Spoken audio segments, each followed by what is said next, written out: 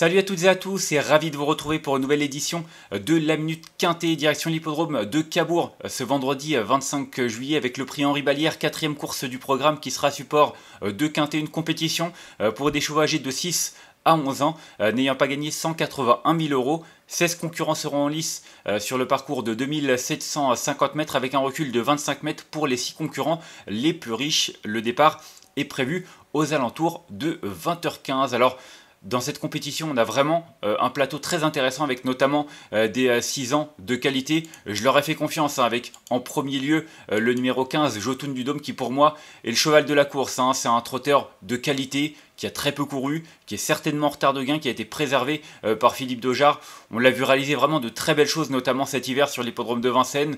Il a eu droit à un break quasiment à la fin du meeting d'hiver, début février, il n'a plus recouru. Il vient de faire une très bonne rentrée après 5 mois d'absence sur cette piste et sur ce parcours, dans un lot qui me semble un peu plus relevé, Journée rêvée, Karl Albach. Franchement, il a couru avec des étrangers et c'est vrai qu'avant le coup, là, en leur absence, il a une très belle carte à jouer, il faudra rendre la distance, mais je ne serais pas étonné qu'il puisse renouer avec la victoire avec un tel engagement.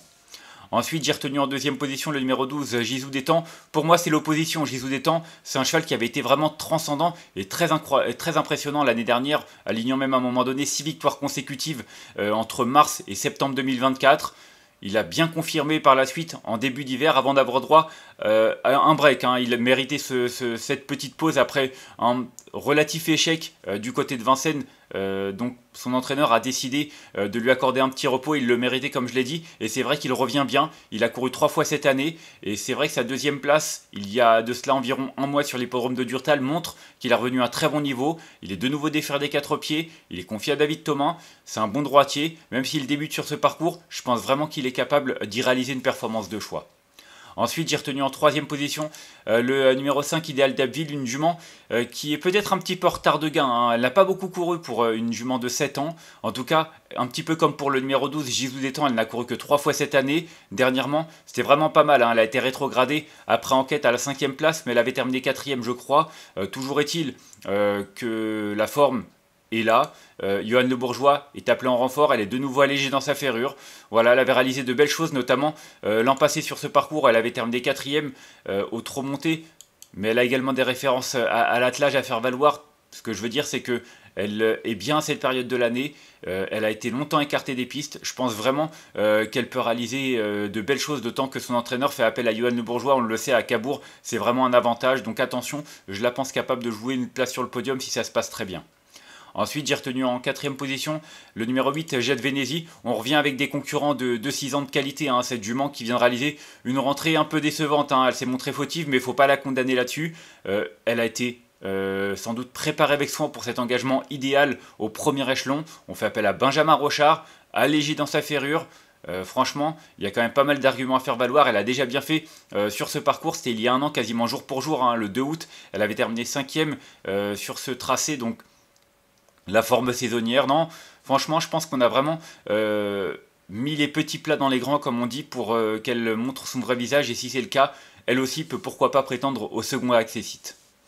Ensuite, j'ai retenu en 5e position le numéro 2, Just du Châtelet. Manque de régularité un petit peu les dernières fois. 7e à Clairefontaine, bon, c'était une piste en herbe, c'est une piste un petit peu spéciale, Clairefontaine pour les trotteurs. En tout cas, auparavant, c'est une jument. Non, c'est un Hongre. Il a terminé 2e du côté de Caen en 1,13, battu par Jackson Touch, qui est un bon cheval. Donc voilà, il battait Jet Nonantais, Jackson au fort. Je pense qu'il a des références lui aussi à faire valoir. Du côté de Cabourg, il n'y a couru qu'à une seule reprise. C'était sur ce parcours pour une 2e place en 1,12,8. S'il trotte une 12-8, franchement, je ne pense pas qu'on puisse revenir de l'arrière, même s'il peut y avoir des surprises. Mais en tout cas, c'est clairement un trotteur de qualité. Il n'a couru qu'une trentaine de fois, lui aussi est peut-être un petit peu en retard de gain. On fait appel à Mathieu Mottier. Attention, c'est peut-être l'un des moins riches, mais clairement pas l'un des moins doués. Donc je ne serais pas étonnant qu'il puisse lui aussi offrir une très belle réplique à ses adversaires. Ensuite, j'ai retenu en 6e position le numéro 13, Elecho, un des vieux entre guillemets, c'est un cheval de 8 ans, mais il vient de nous assurer de sa forme en s'imposant du côté de Lisieux, donc un cheval qui est en forme, qui est bon droitier, un super finisseur. Franchement, il est déféré des 4 pieds.